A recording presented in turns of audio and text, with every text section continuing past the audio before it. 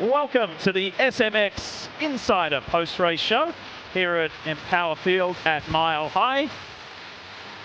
What an afternoon, what an evening, what drama. And it's given us so much to talk about, either in the 250 or 450 class, whatever you want to talk about. It was a fun event, to say the least, with so much going on, some controversial moves, some brutal speed. Cooper Webb lost a few more championship points, but still has a very healthy 9-point advantage going to the Salt Lake City finale for him to try and win his third Monster Energy AMA Supercross title in the 450 class. That would be special. Short list. Ooh. This guy rode unreal. He did. And it was a good night for Yamaha because they were second and third in the 450 class. They were everywhere in the 250 West Division. And so they come away with 47 points. Good night for KTM as well. What does it look like big picture-wise, adding this Denver tally to the season-long race, which is always interesting, combining both the 250 and 450. So it looks like this. Yamaha with a 30-point advantage over KTM heading to the season finale. Game on. It's going to be a lot of fun. Strength in numbers with those top two teams, that's for sure. So before we do some highlights, let's hear from Will Christian. Who have you found, Will? Thank you, Lee. Well, celebrating down here with a bit of champagne in his eye. He's just working out there. Rich Simmons, team manager over at Monster Energy Star Racing Yamaha.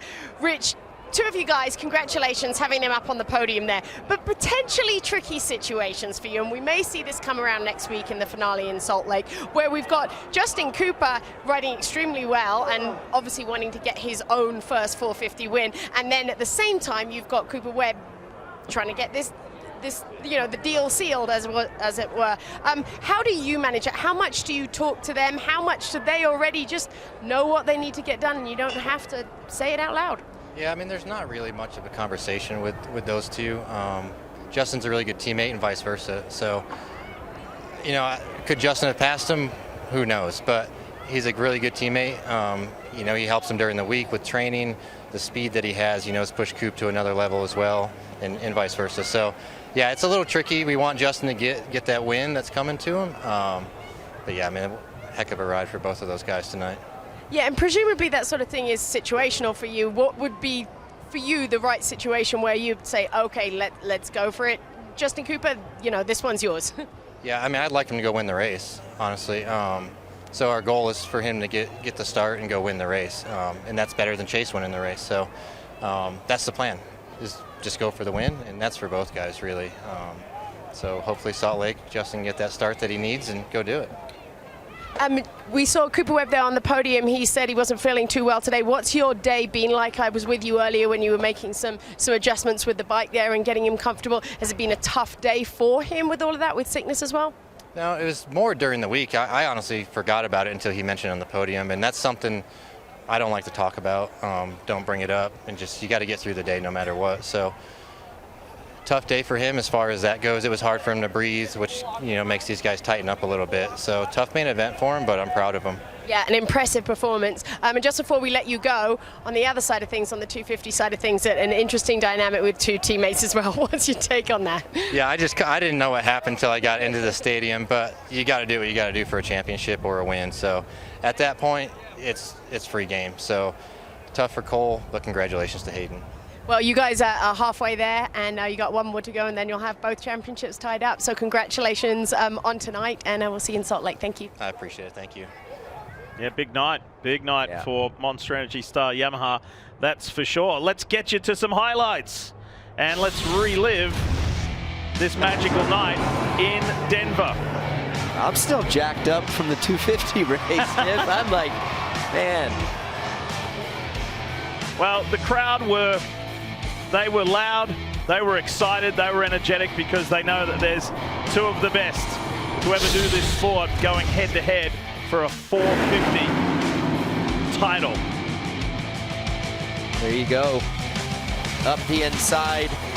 Coop's going to close the door on him. I mean, you got to expect these guys to do that. Just pinch him so, you know, the guy doesn't make a pass. If he would have left that door open, Chase for sure would have made the move. Go on the inside. Yep. So Malcolm Stewart had the early lead after that great start, but then Cooper Webb said, hey, I'm not hanging around because I know that Sexton will be coming, so I want to go to the front and have my time in the lead. He did. Quick pass, and Coop talked about it. He alluded to the fact that how important it would be to get out in fresh air, get to that lead early. Wouldn't be long, though. Number 4 comes marching through the field. Just incredible. Sexton speed. Just like that. Snapped off that move very effectively. Okay, Cooper Webb, I'm coming after you. What's crazy is just how easy he made it look. And I talked about it a little bit during the main event. Is like you watch him and his bike rarely ever stepped out. It was like he's, you know, in a slot on a slot car. Here he is giving Coop the business. Looks over. He talked about how he was fired up about Coop cross jumping him on that first rhythm lane after the start. And then he pulls away. And here comes Justin Cooper. After a poor start, he made his way through the field so effectively, and that was a move for 3rd place. So we were waiting to see what Malcolm Stewart would do. Malcolm did respond, but couldn't quite get it done. And way out in front, 10 seconds out in front. At one point, Chase Sexton clinches his 6th win of the year. That meant a lot. Championship is still alive. This got interesting, and watch the 3rd bike in view. Malcolm Stewart was giving it all right to the very end. They were battling it out. That's a tough position for Justin to be in, being a good teammate. Little team tactics, not getting by his teammate, and meanwhile not wanting to lose the position from Malcolm. So that's it's like sandwiched. Look how much that meant to Chase Sexton. Oh yeah. Man, you just wonder if he can take what he's learned and how well he's been doing these last 6, 7 rounds, 5, 6, 7 rounds, and replicate that next year and across the whole championship. Yeah, it's going to be interesting. There you go, running through the results. Everybody has their story to tell. Michael Hicks making his 2nd main event. That was pretty cool. A cool night for him. So let's tell you what the points look like. Going to Salt Lake City, 12-point lead becomes a 9-point lead. We've been here before, but there's only 1 round left. And then the race for 3rd in the title with Roxon not being around. Yeah, so if Justin Cooper and Malcolm, for that matter, they have a good performance and they, gain, you can see the points right there, 10 points, especially for Justin Cooper. That's realistic. That could easily happen. So the back half of Justin Cooper's season just gets better and better and better. Some celebration times for the Monster Energy Star Yamaha team. Hayden Deegan, his dad Brian in the background, celebrating winning that what was an elusive championship. No longer elusive, it's his. Hayden Deegan is the 2025 Monster Energy 250 West Division champion. What an eventful night. Oh. What a fun night. Yeah. It was great, beautiful weather, good crowd, and they were super energetic. They didn't like that Deegan move, but you just heard from Rich Simmons. You said it as well. There's a championship on the line. Got to give it all. Go he for did. it. I mean, he didn't mince words there, whatever. I mean, he was strong in what he had to say, and I agree with him. I mean, if you don't like Hayden Deegan, you're not going to like my answer. But I also have a ton of respect for Cole Davies, and he rode incredible, but he got hung up with those lappers. That allowed Hayden to catch up, and he left the door open. Like, he could have slowed up a little bit more, and Deegan did what he had to do. He came here to show everybody that he was the best guy. He made time up on everybody, so he did that checkbox, and then he wanted to win the championship, and he knew what was at stake, and he knew what he had to do, I believe, if he wanted to win that championship, and it was going to have to be by aggression unless Cole took himself out. So let's just switch back to 450s for a moment. Heading to Salt Lake City next week.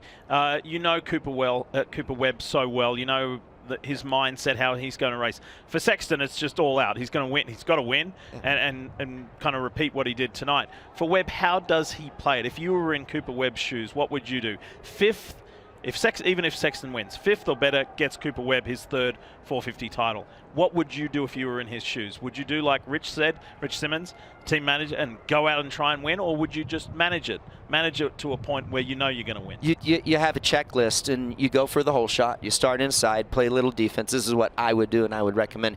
Play a little defense, start on the inside. That way, if you get the jump, then you control the first corner. Boom, you're in the lead. Then, okay, if you're not able to pull away, well, then what you start to do, and if Chase is behind him, then you just pull over, keep yourself safe. You don't let Chase try to take a cheap shot at you, because you just have to assume he's going to do that. Sure. There's way too much. There's a championship on the line, a ton of money on the line, millions of dollars. Something is going to go down. So you have to be on guard for that if Chase is behind you. But then you also have to be aware of guys like Aaron Plessinger getting in there and roughing them up a little bit if they're going to be team players as well. So you just have to be aware of your surroundings.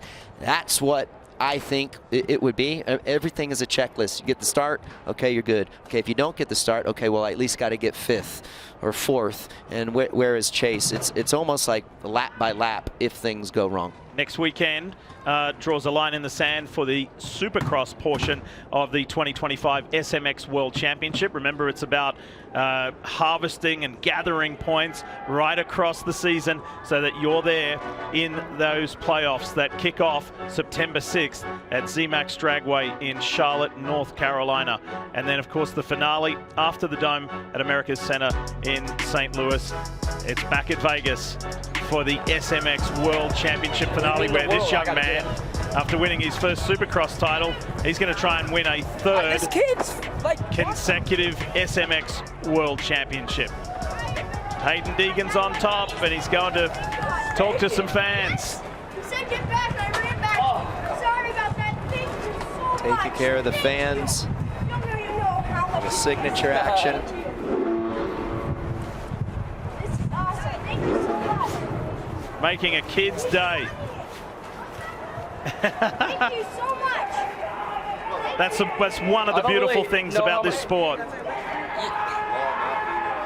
The accessibility. Yeah, the accessibility. That's what I used to love about it when I was racing. It's like, you know, the fan fest and all these, all the race teams and riders have autograph sessions and all that fun stuff. Making the fans happy. That's right. Well done, Hayden Deegan. Hey, let's check in with JT. What you got? Well, I bet you can't guess where I am, but I won't keep you in suspense. I'm in the whoops. And, you know, we've talked about this throughout the season. It's been such a pivotal part of almost every race throughout this season. And I really think it's because you have Chase Sexton, who is so incredibly capable, and he really flexes his muscle in these whoop sections. And you have Cooper Webb, who gets the job done, but it's not necessarily a strength. You could even say it's been a liability throughout many opportunities throughout the season. Think about East Rutherford. It certainly was. But I think we're going to try to get a clip in here, and I want to show you where Chase Sexton is so good in these sections, and it's entry speed. Now watch Chase Sexton. He's setting up into this corner. Now most riders, when they get to this first whoop, they're going to hesitate a little bit. Not Chase Sexton. Look at him. He is full acceleration, and the reason most riders are checking up is because things can go wrong. The whoops are the most treacherous part of any racetrack. Well, Chase Sexton has so much confidence, not only in his ability and now in his motorcycle, that he is not worried about anything going wrong. He's trying to accelerate. He's trying to gain speed, where most riders, they try to build speed through the corner and they just want to maintain through the whoop section. He's actually accelerating and building speed. And it seems like such a subtle thing, but you think about that speed that's built up early, how much faster they're going at the end of that whoop section, and you start extrapolating that out lap after lap after lap. Tonight, this was an area where Chase Sexton was simply much better. And Ricky, you did such a great job of explaining that the motorcycle was more compliant. He looked like he had more traction in most sections, and that's all true. But you think about 17 rounds of a championship, these whoops, if you had whoops like this or whoops like East Rutherford every single round, it would be so incredibly difficult for a guy like Cooper Webb to deal with whoop speed like we saw tonight. Yeah, JT, when you think about it, when you were down there and you're talking about how Chase enters the whoops so much, it's almost like he's maintaining speed because he has so much entry speed that it's almost easier for him, whereas guys like Cooper or don't have that entry speed like guys like Chase Sexton and Malcolm Stewart do, and even Aaron Plessinger is really good in him tonight too. I feel like it's even that much harder because even the ground is slick, so you're trying to build speed and then the tire's spinning. And I think you brought up a great point. they hit that second whoop, and if the gas is on and the tire is rotating forward, it makes the rest of the whoops so much easier. Yeah, in a nutshell, if you ever wanted to say, okay, who's feeling confident about the whoops, who's feeling confident in their motorcycle, you could take a snapshot of the entry of every whoop section around the world, and it would tell you immediately where their confidence level is, and because it's something you can't fake. And you look back through the legends of this sport, Jeff Emig, he always said, like, I could never figure it out. I could never figure out how to have the entry speed of other riders. And I don't know that it's something you'll ever be able to fix. Justin Cooper's never going to be the rider with all the entry speed in the whoops, where guys like Jet Lawrence, Eli Tomac, Ken Rocks, and Chase Sexton are. So it's one of the nuances of Monster Energy Supercross, but it might be one of the most valuable if you have it. Good stuff, JT. Thank you very much. And the journey has only just begun for Hayden Deegan. He's on his way down in the tunnel area. This is beneath from where we're talking to you from, and he's on his way to the press conference room. That's in the tunnel there. I love all these stadiums we go to and seeing all the unique styles. Seen them. Man, what a night. Pete, are we clear? I wasn't expecting that. I knew it was an outside shot, but I wasn't expecting that. So you've seen the 450 highlights. Let's get to the 250 highlights. And there we go. Hayden Deegan started the day with his hands in the air and meeting and greeting the fans at rider introductions.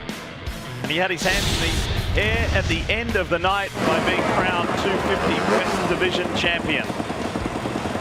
Wasn't without a little bit of drama though. Remember, he took a bathroom break right before the gate drop. He was sprinting. Enzo Lopes didn't even have his bike moments before the start of the 250 main. Yeah, he didn't even get to take his sight lap. Just suits up. Kudos to the team there, that Bar-X Yamaha team, getting it ready. At the drop of the gate, it was Cole Davies on the 100 who had that inside lane. Great start, got the whole shot and took off. It was, I mean, riding incredible. Very similar to how his heat race was, having his teammate Michael Moseman right behind him. And they kind of pulled away from Hayden there early on in the race. And obviously Hayden would march back up and make that time up. But Julian Blumer, I think had he got a good start, he had plenty of speed to win tonight. He looked great qualifying practice, and even in his heat race, despite the crash and in this main, he showed great speed. Back to like how he looked at the beginning of the season. Look at this on Joe Shimoda. Just whipped through the whoops. Yeah. Got by the Honda HRC pilot. Meanwhile, back up front, it was three teammates from Monster Energy Star Yamaha. Michael Moseman was the man in the middle until Hayden Deegan put that move on him. Yeah, that was a quick pass right up the inside, no contact made. He was able to take that rut a little bit lower than Moseman was. Blumer gonna get by Moseman. I think that would have been for the fourth position. Oh, it takes him down. I wonder where Moseman went. There you go. What a bummer. He was riding so well. He sure was. And then this is the moment that's going to have everybody talking for a long time. Deegan with championship on his mind, just hip checked his teammate off the track. I've seen a lot worse angles and moves than that. And again, it's for the championship. You got to do what you got to do. And there you go. I've seen a lot worse angles in my life watching racing. Cole Davies said I shouldn't have put myself in that position to expose myself like that. In the end, Hayden Deegan. I know that Cole's saying that, but I can assure you, I'm sure he's not pumped on what happened. But I do love, you know, the personal responsibility he takes. He's done it all season long. But this guy, man of the hour, and then look at the frustration. Well, he was crushed. Yeah, I felt bad for him. Absolutely crushed. You wonder there, it's like, was he mad at himself in what he told us on the podium? You know, like, oh, I shouldn't have put myself in that position, or was he more frustrated about how it went down with his teammate? What? Hey, good ride. Thank you. Appreciate it. Good job this season. Thank you. Did I? And there was a little confusion because the AMA were looking at that move multiple times. It took quite a few minutes until it was confirmed that Deegan was indeed the winner and the champion, with Davies finishing in 5th place. There's exactly a 25-point gap between them.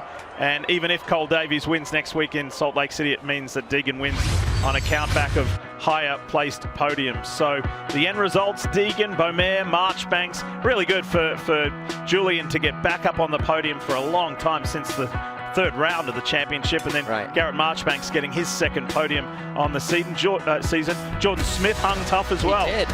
Massive comeback. I'm telling you, Marchbanks and Beaumare and even Smith, I mean, they were rolling. They were putting in incredible lap times. I was watching the timing and scoring throughout that whole race, and they were running the same lap times as the leaders. Let's give a shout out to Drew Adams, the teenager on return after injury, and gets a top 10, a top 8 as a matter of fact. That's a nice confidence boost. Well, a tough race to come back at. Elevation, bike isn't working, you know, performing quite like it does at sea level back in Florida where he trains at the dog pound. So yeah, great to have him back. So I mentioned about a 25-point advantage, and that's exactly what it is between Hayden Deegan and Cole Davies. But again, even if Cole won next week, Deegan has more seconds, he has more podiums. Julian Beaumare can fight hard and maybe get that second spot away from Cole Davies. That'll be something for us to watch. Joe Shimoda in 4th place there. So next week, we've got an East-West showdown to look forward to. Again, the 3rd one on the season, which is going to be fantastic. How does Deegan go out next week and ride? Does he go out and try and win in the showdown fashion and say, hey, I'm the champ now and I've won the last showdown of the year? Or do you ride in a more relaxed, or is he... Well, certainly it's going to be more relaxed because he doesn't have to race for a championship. He's got that he's got that box checked off. So I think he goes in there feeling confident. Go for the win. Yeah, go for the win. But also be mindful if he's not in a winning position of the championship battle that is going on for that 250 West division, because that is going to be an epic race to watch. Well, let's show you the points for the 250 East division to remind us all of what that looks like. Headed to their final round. Here's how you can watch it, by the way, before we get to that. 1 p.m. is that gate drop. Here are the points. There you go. And it is super tight. Remember, this championship has been tied at the top multiple times. Tom Vial gets his first win of the year at the most appropriate time, Pittsburgh last week, to now take the lead of the championship. It was a rough night in Pittsburgh for Seth Hammaker. He staged a great comeback. But to have the top 3 blanketed by 3 points, we couldn't ask for this to be any better. Yeah, I mean, it's going to be so much fun. Like you just talked about it, the showdown as well. Those never, ever, ever disappoint. And it's been an incredible year, not only for the 250 West Division, but the 250 East Division, and just the parity. 7 winners in the 250 East Division. I don't think we've ever saw that in the history of the sport. Great. So it's going to be a lot of fun to watch it go down. A lot of guys racing for a championship, a lot on the line. And then, of course, like you said, Hayden Deegan, Pride, Cole Davies, go out. Maybe, maybe he wants some redemption. We're going to have to tune in. If he can go and win, he gets his 3rd win. He'd end the season with the same amount of wins as Hayden Deegan. Let's have a look through the window into next week with the Yamaha track map. I know what catches your attention here. Yeah, what is it? It's that short start. That's the first thing that I'm like, wow. So if you don't get a good jump, you're not going to have a lot of room to make up for that bad jump. So it's going to be interesting. I always feel like, and we're racing in elevation there as well, I always feel like this track race is really, really tight for some reason. Maybe the floor is a little bit smaller. Your typical track. It's going to, hopefully Mother Nature works out well for us. And it'll depend on, how much grip it has and just what the soil is like. Sometimes it gets a little blown out and dry and soft, but it's going to be fun to watch see it go down. All right, reminder, here's how to watch everything on Peacock all the time. 1 p.m. Eastern Race Day Live. We've got a pre-race show. Jason Wygant's going to be with us, and that's at 6:30 p.m. Eastern on Peacock. We'll drop the gate at 7 p.m. You can watch it on USA and outside the US. Don't forget the SuperMotocross video pass. Well, Denver, thank you. You've given us a lot to remember and a lot to talk about, and leading in to the Supercross portion of the SMX World Championship, the season finale next week. On behalf of the entire team, thanks so much. It has been fun here in the Mile High City. It was beautiful weather, and the racing, it didn't disappoint. Controversy? Yeah, we had that as well. There's a new champion in the Supercross world. It's Hayden Deegan. That one, he finally was able to get it. 450s will be decided next week. Chase Sexton got his 6th win on the year. That was good. Next week's going to be even better. See you in Salt Lake.